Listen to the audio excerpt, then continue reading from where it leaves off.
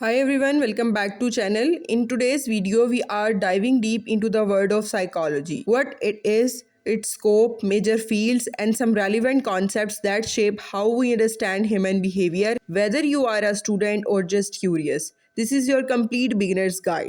So let's start the video with the definition of psychology. तो basically ये एक scientific study है जिसमें माइंड और बिहेवियर को देखा जाता है। सो एक्सप्लोर्स कि कैसे लोग महसूस करते हैं, सोचते हैं और डिफरेंट सिचुएशंस में एक्ट करते हैं। It blends science, philosophy, biology and even social sciences. और ये डिराइव्ड है ग्रीक वर्ड से। साइकी मीन्स माइंड और logos means study. Modern definition के अकॉर्डिंग इसके दो कॉन्सेप्ट हैं जिसमें आता है एक बिहेवियर और एक आता है मेंटल प्रोसेसेस। बिहेवियर में आ रहे हैं जो आपके नोटिसेबल एक्शंस होते हैं और मेंटल प्रोसेसेस के अंदर आपकी जितनी थिंकिंग, थॉट पैटर्न्स हैं, परसेप्शंस इन्वॉल्व है। साइकोलॉजी के स्कोप की अगर बात की जाए तो इनक्रेडिबली बहुत वाइड है। ऑलमोस्ट ह्यूमन बिहेवियर जिधर भी इन्वॉल्व है हर एरिया को कवर कर रहा है। एप्लीकेशंस में एक एजुकेशन, हेल्थ जिसमें क्लिनिकल सेटिंग्स में डील किया जाता है, वर्क प्लेसेस में ऑर्गेनाइजेशनल साइकोलॉजी वर्क करती है, लीगल सिस्टम्स में, स्पोर्ट्स, मीडिया, मार्केटिंग और इवन आर्टिफिशियल इंटेलिजेंस में। मेजर फील्ड्स को देख लेते हैं। पहली आ रही है क्लिनिकल साइकोलॉजी जिसके अंदर डायग्नोसिस, ट्रीटमेंट, किसी भी मेंटल डिसऑर्डर का अगर कोई पर्सन इमोशनल इन डिस्टर्बेंसेस के साथ आ रहा है या नॉर्मेलिटी के साथ, तो DSM-5 के क्राइटेरिया के अकॉर्डिंग इसे डील किया जाता है।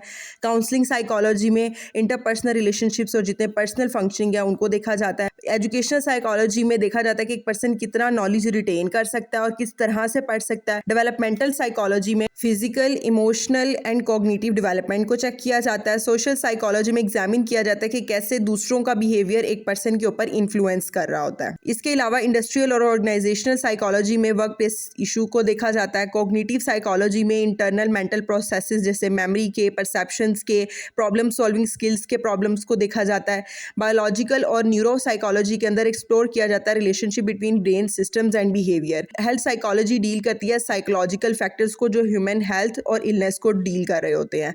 फॉरेंसिक साइकोलॉजी अप्लाई करती है कि किस तरह हम लीगल सेटिंग्स के अंदर साइकोलॉजी के प्रिंसिपल्स के ऊपर काम करते हुए किसी भी प्रॉब्लम को ट्रीट कर सकते हैं। इसके अलावा जो कॉन्सेप्ट्स डील करते हैं हम साइकोलॉजी के अंदर, वो नेचर एंड नर्चर क्या कि कैसे लॉजिकल और एक जो इन्वायरमेंटल कैसे एक पर्सन के ऊपर इन्फ्लुएंस करता है। मोटिवेशन और इमोशन कैसे काम करती है, पर्सनालिटी की डायनामिक्स कैसी हैं, किसी भी पर्सन के परसेप्शन और सेंसेशन किस तरह से काम कर रहे हैं, लर्निंग और मेमोरी किस तरह से है, इंटेलिजेंस और टेस्टिंग कैसे परफॉर्म की जाती है। इसके अलावा स्ट्रेस और कोपिंग मैकेनिज्म्स क्या हो सकते हैं। ऑल्सो साइकोलॉजिकल डिसऑर्डर्स और थेरेपीज को कैसे अप्लाई किया जाता है। मेथोडोलॉजी की अगर बात की जाए तो जैसे बाकी फील्ड्स में मेथड्स यूज होते हैं किसी भी रिसर्च के लिए, इसमें भी एज इट इज यही है। जैसे ऑब्जर्वेशंस हैं, एक्सपेरिमेंट्स हैं, सर्वेज और क्वेश्चनियर्स फिल किए जाते हैं, केस स्टडीज की जाती हैं। इसके अलावा साइकोलॉजिकल टेस्टिंग और ब्रेन इमेजिंग की जाती है। कंक्लूजन में यही है कि जी साइकोलॉजी एक डायनामिक और एवर इवॉल्विंग फील्ड है जो एक बहुत इंपॉर्टेंट रोल प्ले करती है in almost every area of human being. Understanding its concept can not only help you understand others better but also yourself.